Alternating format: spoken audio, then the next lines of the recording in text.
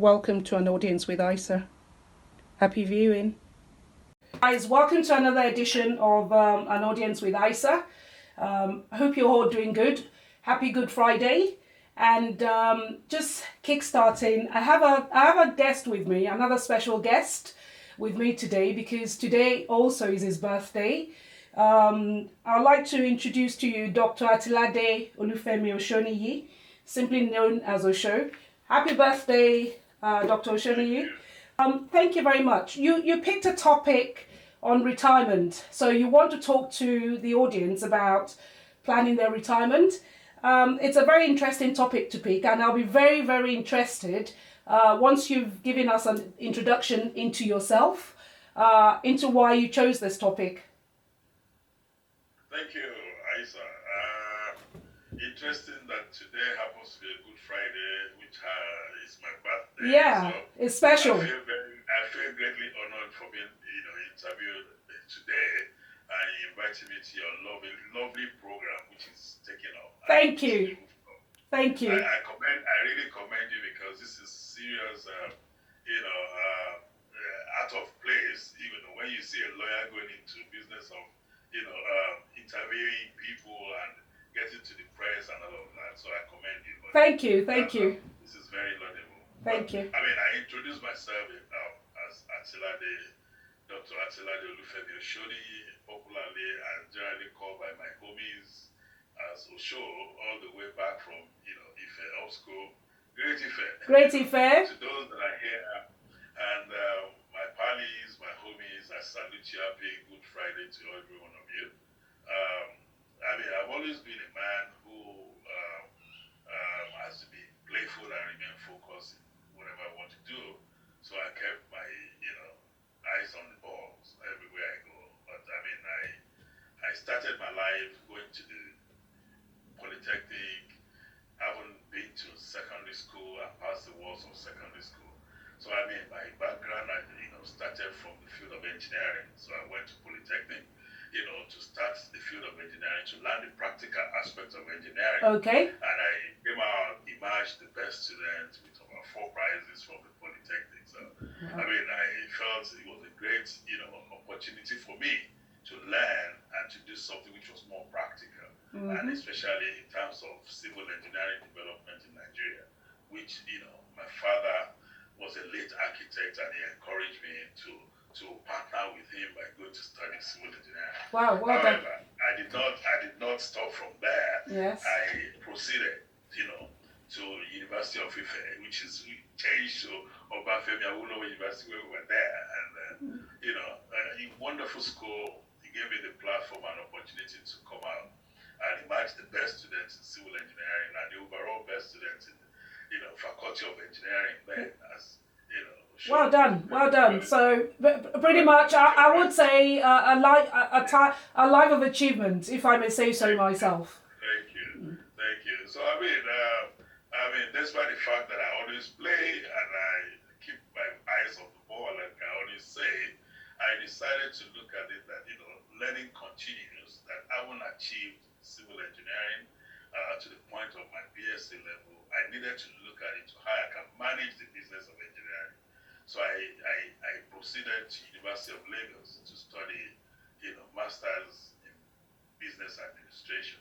So that also gave me an opportunity into the business of management of, whatever project, whatever that I'm doing in life, which I can always then come back to focus more on engineering if I choose to desire. Because when the opportunity is there for you to learn, you always make progress. However, I came out successfully from University of Lagos with my master's in business administration. If I can stop you there, that's actually really commendable, because one of the points I've just picked up now is the fact that as far back as 30 years ago, that you could actually think, wow. So although I do have an engineering degree, which is fantastic, is by no means a small achievement, but I need to diversify. So for thinking that way, I think we're setting ourselves up for why I can start to think, I can start to believe why you picked the topic that you want to talk about today. So that's very good. That's very good. Well, thank you. Well, really, yeah. I I thank you, Isa, for that because you see, I believe a lot in diversification of approach to life, and there's no limit of knowledge to me in the height which I may want to climb. Yeah, I may have to just approach it in different methodological way and strategic approach. So I mean, I haven't completed my master's in business administration. I also thought it through that as an engineer, I will be having some engineering project. I will be having some other project. How do I do it in the way to project manage affairs of business and affairs of man and affairs of money to make sure that I achieve the right point of action and make a success out of it so I can leave the right legacy for my children. And that prompted me to go ahead and study another master's program. And I said, well, let me distinguish myself by going further to learn, and equip myself, and be among the body of knowledge. So I went ahead to proceed to study my doctorate in management and leadership, which I completed about 4 years ago from University of Phoenix, Arizona. I've remained in practice of engineering because I have several companies and I've been working, in the business of engineering, in business of canal construction, in business of infrastructure. Nigeria gave me the platform, Lagos they gave me a lot of platform, to be able to practice the field of engineering. And, I delved into real estate to see how I can turn around money. So all of it were working for me for good. So fantastic. I practice engineering, I practice business management, I practice project management, and today I'm exhibiting what is called management, educational portfolio system to educate the people at development for leadership positions for tomorrow. Fantastic. I looked at it and I said, when you have all of these companies put together, what is your goal? And the goal is development, growth, and then retirement. So when I was asked to choose a topic by you, I said that, hey, you have to deliver, a speech, or I have to talk to you today, and I should come up with a topic. I asked myself a question. Now, will I be talking about engineering, which people already know? Will I be talking about management? Everybody in their home talk about management. Right. It starts from your home. Yes. Will I be talking about leadership? Which it's all about. Everything is engendered in a home. Yeah. But I started to look at it that what should I talk about that would be of great value, that we think we know, but actually it's a renaissance in our head that we think we know and we practice it, but really we know, but we need to know more. Oh wow. And I talk about that how do we secure the future of ourselves? Yes. And that is very important. And I said I reviewed the current age which I achieved today, which I have today, and I asked myself that what generation do I belong to in the world? Yes. And it's on that premise that I decided to talk about. I chose a topic to talk about retirement as an investment. Yeah. And I will be looking at retirement from the strategic approach to retirement as an investment. And this is very, very paramount. It is a thing of an eye that it's an eyelid that people forget. And they think that, retirement by their understanding and by the definition, all right, yes, is, the action, which of course, as it even defined in the dictionary, as an action, all right, where you be leaving your job, to begin to enjoy it, and you don't work anymore, and you begin to enjoy it, whatever you must have worked for. Yes. So I said, really, if that then be the case, then I should be retiring. Yeah. That's the question then, as you kick into retirement, is so what is the ideal age range then to start planning for one's retirement? Right, to be honest with you, before I go into that, I would tell you categorically that people have generally had a perception of retirement as quantitative retirement plan. Okay. And when you look at it from angle of quantitative retirement plan, you begin to talk about only something that is of quantity alone, that is of quantitative value, that is financial measure, that is of measurable value. Yes. So I looked at it that, look, hey, retirement is beyond this. The retirement has to approach from research, from wide studies that I've conducted. People often look at it from that quantitative aspect. Okay. But whereas I have found out that there's a gap between what is in existing and what has been existing and what should be considered, which people overrun and overlook. And what is this? You're talking about the qualitative approach to retirement. So before I answer your question, I will be categorizing your question under quantitative approach to retirement. Okay. Which are talking about the financial requirement needs and the age requirement needs in Yes. terms of numbers. Okay. But the aspect I'm also wanting people to look at today is a qualitative approach which they have not been looking at. And that plays a very paramount role in their life. Yes. And what are the qualitative approach? The qualitative approach are, one, what is your emotional balance approach? Wow. Okay. Then number two, how physically are you applying that to your retirement? Your physical fitness approach, very, very key. You understand? Yes. Because those two keys are resting on what is called stability ground. You understand?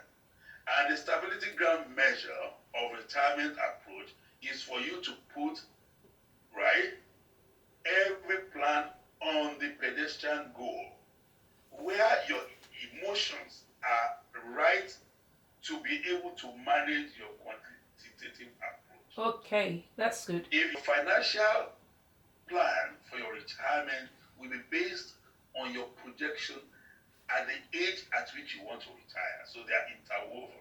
There's a direct correlation between your financial need and your age at which you want to retire.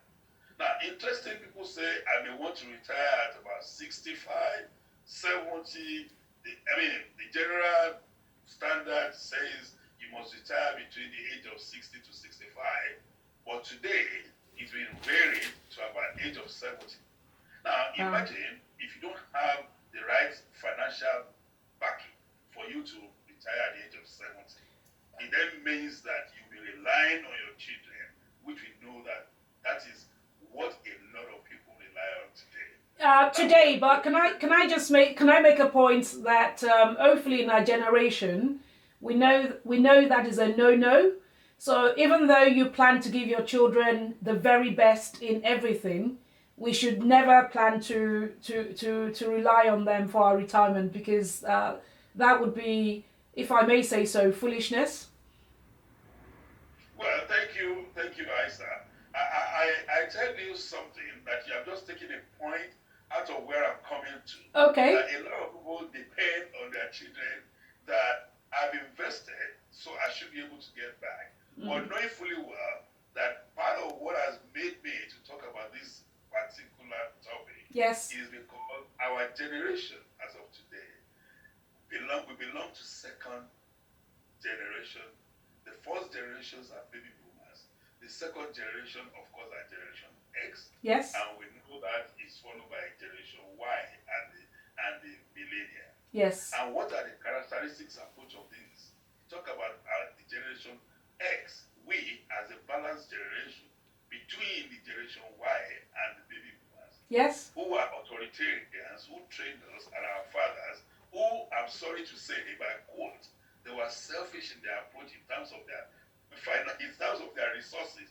All they want is to train you, give you the right education. Yes. And whatever that is left of them, they will be able to give to you when they must have been happy. Well, you see, if you look at our own generation, we provide everything for the generation that we are bringing to the world, which are the millennials. Yes. And the millennials, we know that they are characterized with what? Short fuse. The millennials are not ready to plan for anything. All they want is the now approach. So we are caught up between the ages of, the generation of Generation Y, who are our brothers and sisters, and we as Generation X. So you then look at it again.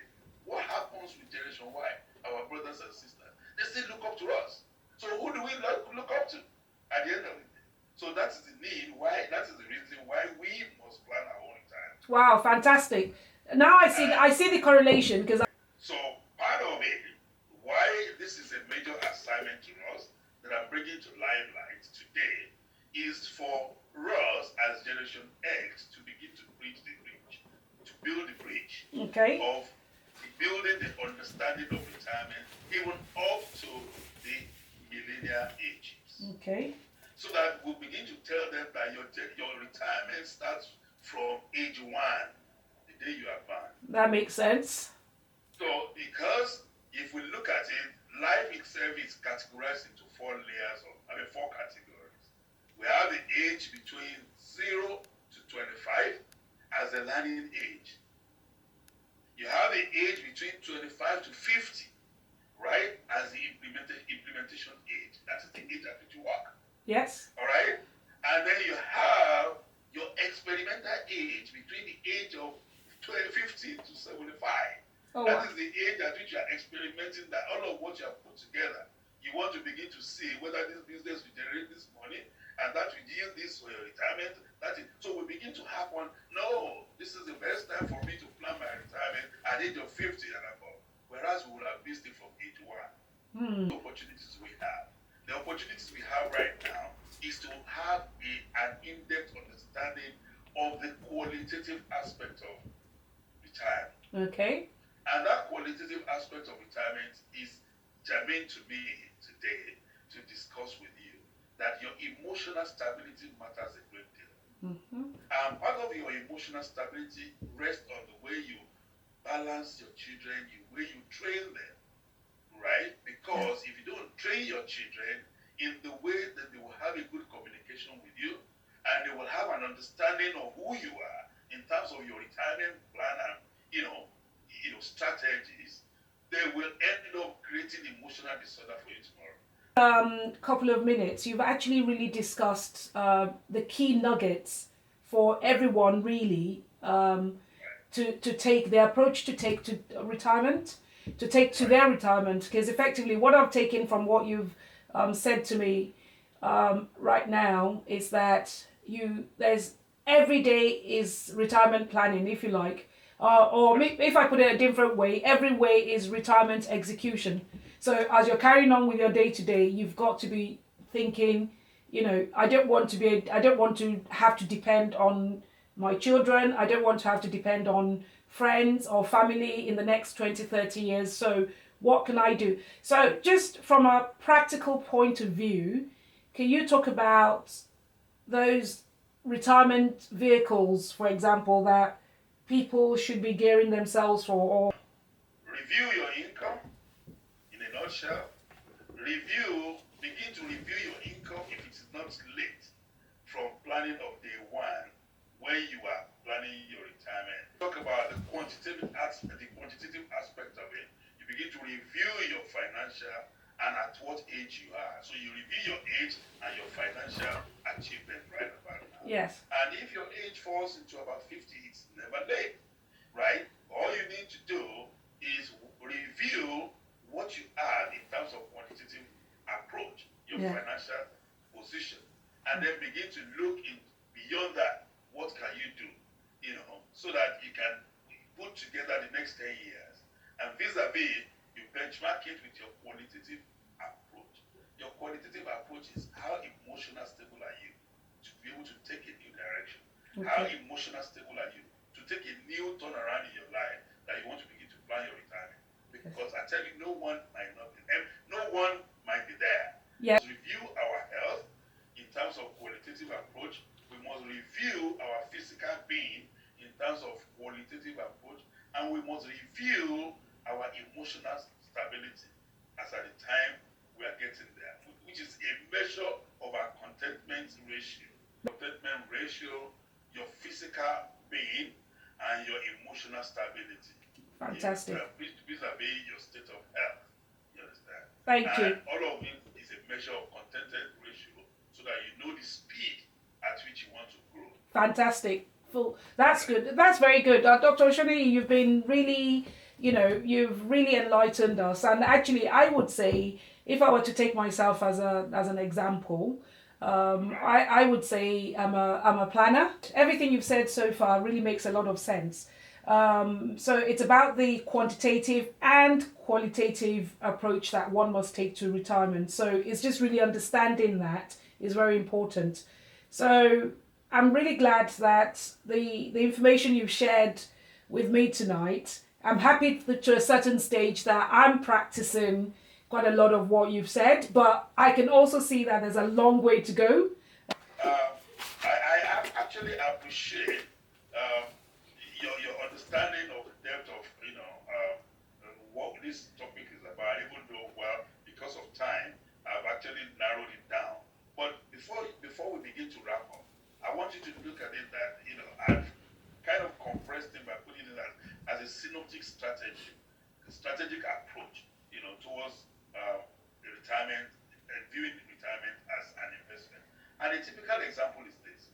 Do you know that the older you get, the higher the risk in the insurance? Yes. Yeah. All of it came to me by virtue of my, exposure, because you find out that the higher your health risk is, the more they don't want to accept your insurance. Yes. So you become a high risk. And the moment you become a high risk, and, it means that you have to be spending whatever money you have put together in terms of quantitative approach. Now, very you need true. to look at it from the emotional aspect. How does it affect your emotional balance, your emotional stability? You begin to look at it. Now, your physical health, because it is challenged, it then means that, all right, everything around you begins to threaten you. So I will look at it that, you see, the earlier we begin to review our planning approach towards retirement. Yes. Better. And in conclusion, you understand, I will use myself as a typical example. In conclusion, despite the fact that I had a very successful ongoing business back home in Nigeria, I took a review of how I can develop the qualitative aspect of retirement by focusing on the children. Yes. So I decided to sojourn about almost 3 years ago. Okay. To train them, in various fields, in various fields and in the Western world where I am right now. Okay. I'm currently still working back home in the business runs, so I interface between the two countries and other countries as well. And I found out that little I have given to them individually to be on their own, right? Today, my children bought me cake, they bought me clothes, they cook for me. Wow, it's fantastic. What am I saying in essence? That because I'm planning that retirement to give back to them the knowledge and empowerment which they will use. It is what a tool for them to develop themselves. So I'm gradually preparing myself to retire earlier than I think. And so that whatever I pick up will be a call to service in future to develop my country, to render my service to people back home, and to put back to give back to society the wealth of knowledge and understanding I've gathered. Thank you. Everything you've said about retirement really resonates, and I'm really, really grateful for your time. Hopefully, this will impact the few people, as many people as might choose to watch the YouTube channel to see what we've done here today. It's a very deep subject. Thank you very, very much, Dr. Oshoniyi. Thank you very much, Dr. Oshoniyi, for taking the time out on your birthday to come and join me to talk about such a deep subject on retirement. I'm hoping a lot of people watch this and take it up. It's something that we don't pay very close attention to, that we really should. I've learned a lot, and based on the things you've said to me on our discussion tonight, I would also be reviewing my plans and just make sure I remain on track. So it's been really good, very deep. End by asking, what's going to be the fun for this evening? So how are you planning on celebrating your birthday? Right, thank you so much, Isa. I mean, I've used the moment to kind of reflect and if back, with this interview, part of it. Yes. And also to join the kids downstairs from my office, home office. office right now, as we are all locked up. Yes. Celebrate because they bought me cake. They've decorated it downstairs for me to cut cake and take some pictures with them. Fantastic. So, of the memory lane, and I see this as a reward of planning, a reward of the retirement plan, which I've been putting together. I've been issue for myself, because it means that when you're giving the children, you must give them the right legacy. Yes. You must give them the right education, the right, love, the right interaction. So yes. It supports that. My decision of joining them to train them right now, and develop myself as a fulfilled. Yes. And to God be the glory. I also thank you for the opportunity of being able to discuss this germane topic. And I also thank my friends, most importantly, my senior friends, my godfathers, my brothers, my sisters, my well-wishers. I've had barrage of calls today. I'm telling you. Fantastic. And I've had several text messages. I've been responding to over 500 text messages today. Wow. Wow. Which is why a lot of people have been calling me, even up to the point of this interview. So I do not actually know my value, but all I know is that I hope one day I will be able to, impart more knowledge into some of the, our brothers and sisters for their orientation, and I'll be able to give back to society. Fantastic. Thank you very much. Thank you very, very much. Thank you. It's been brilliant. Thank you for that. Thank you for that.